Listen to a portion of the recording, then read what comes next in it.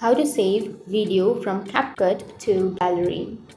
So if you want to save any video from CapCut to gallery, then open up your CapCut application.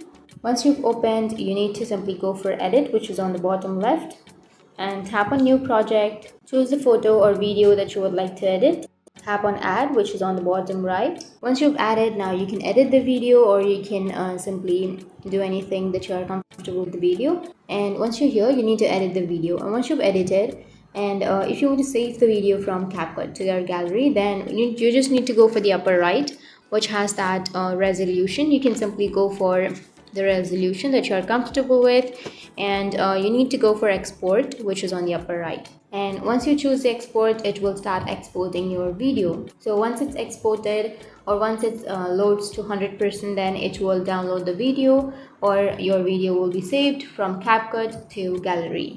So that's it. That's how you can save your video from CapCut to gallery. And if you have any questions, feel free to comment below. Thanks for watching.